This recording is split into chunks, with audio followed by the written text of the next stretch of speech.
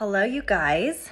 Happy spring break to all of you who have it. And for those of you who don't, happy spring, happy normal week, or is it? I feel like astrologically speaking, there's kind of a lot up and percolating. And some of the themes that I kind of want to talk about today is what your relationship to no is. I don't think any of us like to hear no, technically speaking. But how do we deal with rejection? How do we deal with plans that we've been cultivating that maybe don't work out? How do we balance masculine and feminine energy inside of ourselves? How do we understand that the yin and yang of life can be ever present and sometimes in a 24-hour period? You know, these are all concepts to explore this week because there is a lot of tension. There is a lot that can potentially be going on. Mercury squares Pluto, and we don't like that. That's our no for the week. You know, it's like Pluto just changed signs for a little bit. We just get this like little insight onto what's on the horizon for years to come. We get a little sneak peek. So maybe things have already been feeling a little uncomfortable with Pluto moving into Aquarius.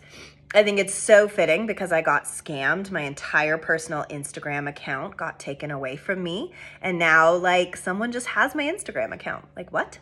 And can send messages from my personal account. So having to like get over this identity that I'd been cultivating. It was a 14-year-old Instagram account. It's almost like my identity got taken away through this technology realm. How very Pluto in Aquarius, right? And I had to kind of reconcile with the letting go of the fact that I couldn't get it back. And I'm like, wait, but I'm me. Why isn't me proof that I'm me? And it was this very strange, like conceptual trip that I was having with that having happened. Ooh, this card fell right out. So we're going to keep that one and we'll draw another one. But yeah, I think that getting comfortable with understanding Saturn moving into Pisces, you know, earlier this month that, or before, that our dreams are beautiful, okay? We all have them and we're all cultivating them in relationship, in businessship, in soulship. We all have these things, but some of them can be pipe dreams. And this is where it can really hurt, is the realization of something that you have been trying to actualize not working out. And what do you do when like all of the things that you feel like you've been working so hard towards, everything you've been putting all this energy to doesn't work out? And you know, it's interesting because when you are watching someone else living their life, it seems pretty clear or obvious what their decisions should be. But we always forget the common factor that we all have that we don't pay attention to is that we don't have a direct access all the time to all of the things that are happening around us, creating the situation that we're in. When we're in hard relationships, we don't always understand or get that they aren't working, or that like our job is actually making us pretty darn miserable, or that this routine that we have with our kids or with ourselves isn't actually nourishing. Now, someone from the outside might be able to come in and see that and recognize that, but we can't always. And so the blessing curse of Saturn going into Pisces is all of the things that aren't working, that we were kind of in a pipe dream kind of reality, hoping that they would work, are going to start not working. You know, you're going to see businesses close. You're going to start seeing like relationships break up. You're going to start seeing things that were never foundationally secure starting to crumble. You've already seen a couple banks closing down. It's like all of these things that we were depending on that weren't founded on solid ground are going to start falling away. And what do we do with the reality of Pisces? I love it. I don't know what podcast I listened to, but it was one that they said that this can be kind of like looking at a jellyfish, right? It's like you can see through it, but it has form. That's what this season is about. You can see through to the other side, but we have to get to the form of it, of our lives, of the things that are and are not working. It is a very uncomfortable time if you are a dreamer. If you are someone that lives more in non-reality than you do in reality, because here comes some harsh reality checks for you, for all of us. Like drug addiction can come up. These kinds of pieces that fit into an astrological puzzle that is going to show us ourselves in a way that can kind of do us dirty. Maybe I didn't realize what an intense addiction I had to my accounts, to my Instagram, to posting to feel a certain way about myself and my life circumstances and my family. Who knows? But it went away. And so I've had to just let it go. And ever since, I haven't been on my phone as much, which I also haven't been posting these videos as much. I've been just a little bit more underground because I'm waiting to see what's going to come up, right? And then this week on Thursday, so it's tomorrow, we have Venus and Uranus coming together. And it's this, it's the house of relationships, or it's the planet of relationships, and it's the planet of big change. And, aside from our relationship to others, it can be a big opportunity to change our relationship to ourselves, to change how it is we're going about relationship and connection and all of those things. We might need a lot of space this week. We might feel a little addled or, without a compass. Perfect for spring break, right? But then also we need to acknowledge and understand, that first we're going to be going through this uncomfortable Mercury square with Pluto, but then we're going to get the reward of a sextile with Saturn for Mercury. And so it's like, first we get the hard no's, which hurt, which feel like roadblocks, which make us feel stuck. But then we get the fortification of Saturn coming in and saying, but everything happens for a reason. So the reminder, as things are falling away, as parts of ourselves don't make sense anymore, how liquid, how jellyfish can you get in this period of time to not just need it to be a certain way, or need yourself to be a certain way, or need someone else to be a certain way? How can we reinvent the wheels of our lives so that they turn in a way that makes more sense? Did I mention we're in Aries season? There's so much cardinal energy and Venusian energy, because we've got Taurus and Venus around us.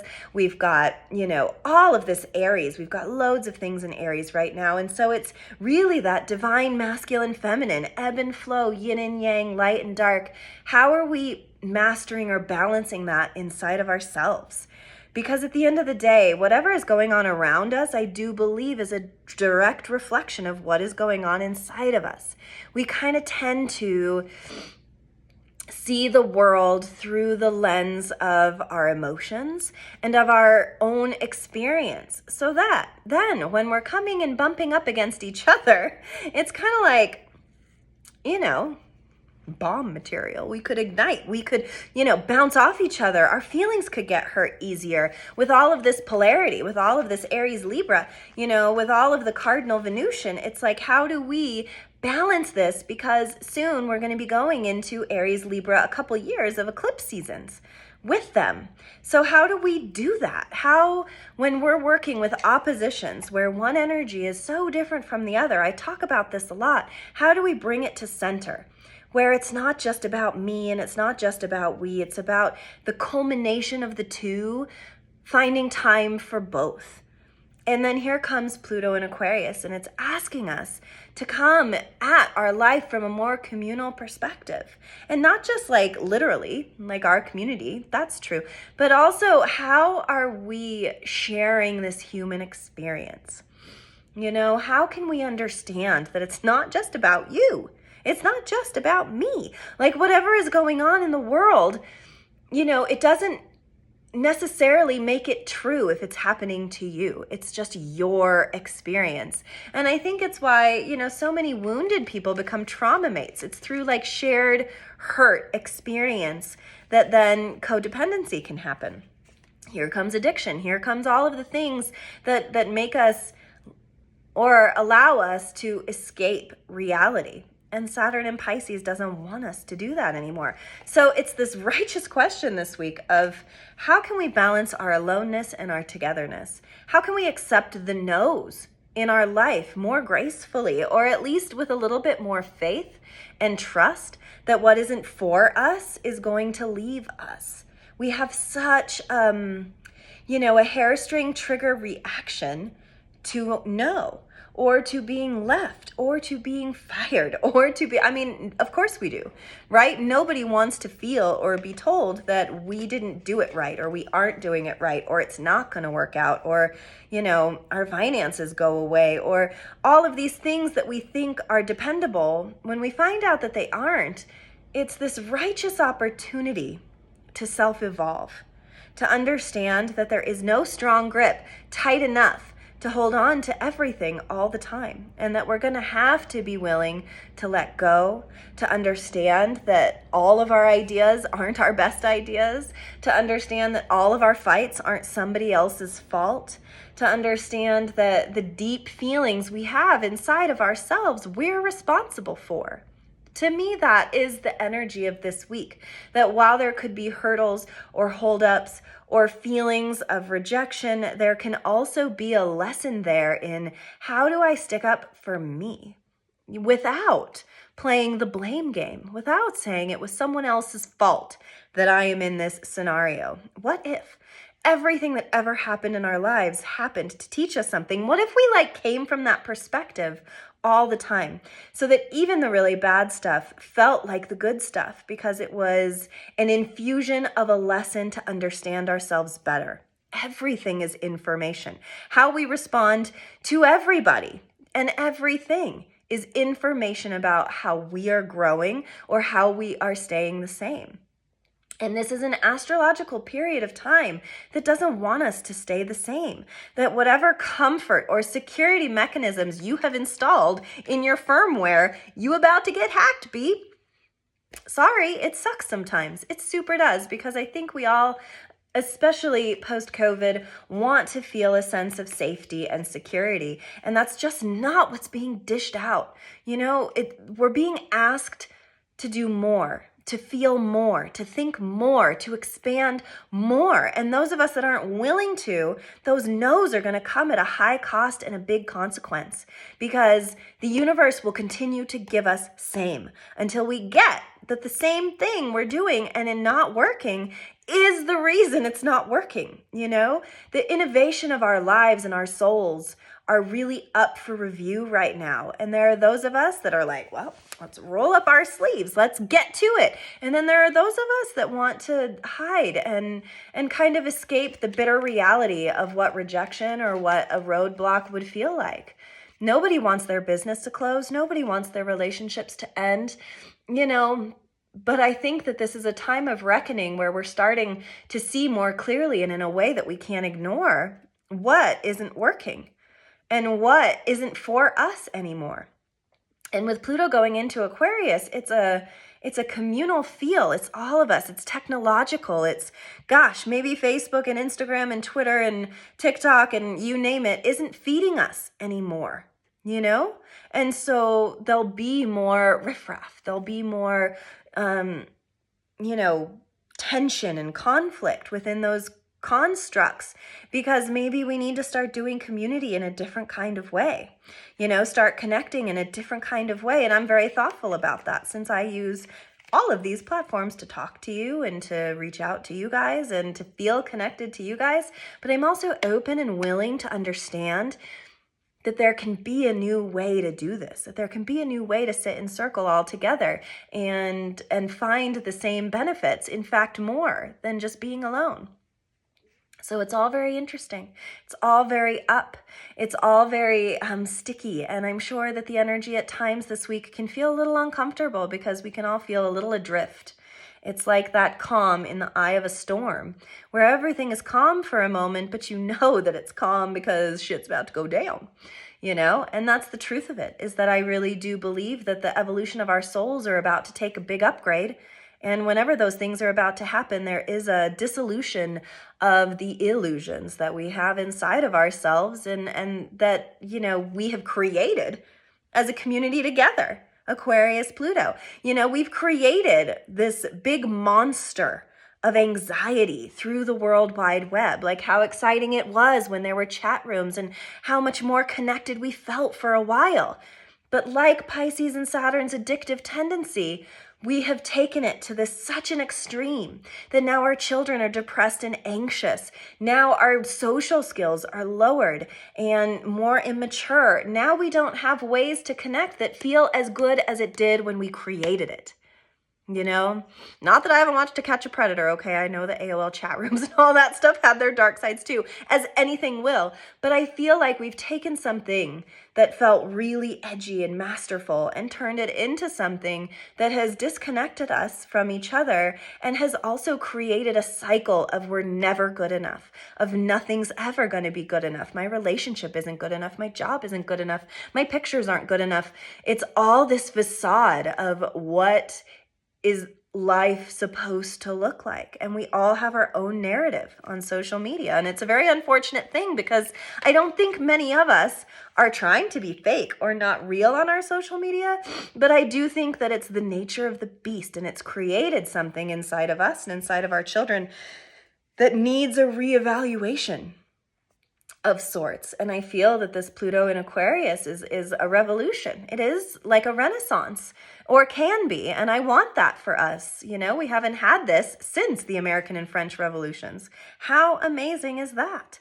You know, all of this water energy too. So, you know, water energy is very feminine and this cardinal Aries fire energy is very masculine. And to me, if we can work with both of those energies this week, if we can deeply feel into the divine feminine of our anger. Ooh, how about that? Or if we can deeply feel into the cardinal Cancerian nature of our feminine, woohoo!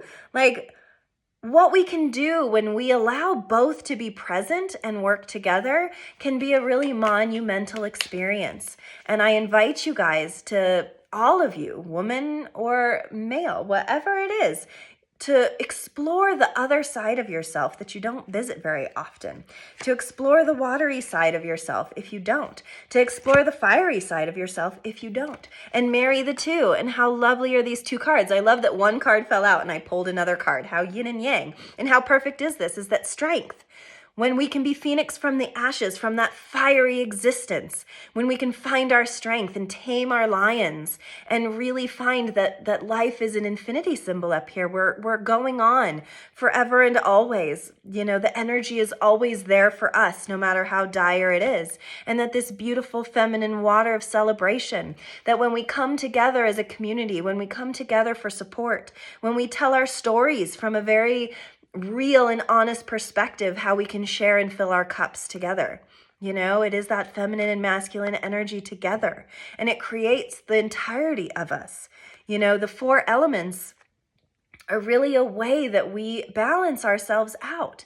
We can't always live in the stars and in the sky. We have to ground out and have that earth energy and gut the closets of our lives, just like we have to swim in the pools of our emotions and allow the exertion of them to come out in the fire element. You know, we're all here to be experiencing all of it. And sometimes I feel that a lot of us get caught in one element or the other, one masculine, feminine. We just get stuck. And I think we're going to feel the culmination of our stuckness this week. And how do we unstick? How do we accept and allow all of it to be inside of us all at once and work with that divine energy so that when we do hear our no's, instead of saying, poor me, we say, why me? I wonder. Instead of the victim, why me? It's the It's the curiosity. It's the up. Instead of the you know? And I do that so much too. I can be my own worst enemy with the self-fulfilling prophecies of I'm just an astrologer. What do I have to give? I'm not just an astrologer. I have so much more to give than just astrology, you know? But it's on the daily, keeping that in my heart and keeping faith that whatever path I'm on, it's here for me. And to embody all of it together is really the alchemy of desire. It's the alchemy of happiness and joy in the future. It's also the alchemy of grief and depression and all of the other things. And if we could all take that and put it in one big spring-filled Easter basket and carry it with us so that one was not more important than the other, how much more righteously we would be living if we could live at a dinner table with grief and joy in the same room and allow them to be together. inside of ourselves? How do we do that? How do we see no as a yes and a yes sometimes as a no? How do we take a job that we think is a yes but turns into a no? How do we take a job that kind of doesn't look fun and a no but turns it into a yes because it launches us into something else? Every negative thing on the other side of it is a positive thing, and vice versa. And there goes the infinity of masculine, feminine, of good and bad, of working with all of this energy so that eventually we can become fulfilled, not through outside resources, but through our internal compasses, that yin and yang that's really going to be up for review over the next period of time. I'm wishing for you balance. I'm wishing that for me too. I'm wishing for all of us a lot more balance, a lot more self-acceptance and surrendering, not to what we wish it was, but to what it actually is. To be able to look at the bears of our lives and feed it honey. To be able to understand that there is no part of us that doesn't belong inside of us. So stop shoving it down. Stop pretending that it's not there. Stop putting your monsters under the beds. Have them out. Have them at your shoulder. Understand that when you're coming from a place of conflict, that the conflict is not with the other person, it is within yourself. And when we start taking that kind of accountability, then all of these no's turn into that Saturn trining Mercury, turn into the great lesson that changes and evolves us and helps us become the better version of ourselves. Please like and subscribe to my page. I'd be so grateful. I so very much love doing these videos and sharing time and space with you. Comment on how your week went down below. And yeah, just keep surviving. Because there's so much yes within the no's. There's so much no sometimes within the yes. And if we can really surrender to our own selves, to our own id, to our own ness, then it just becomes so much easier.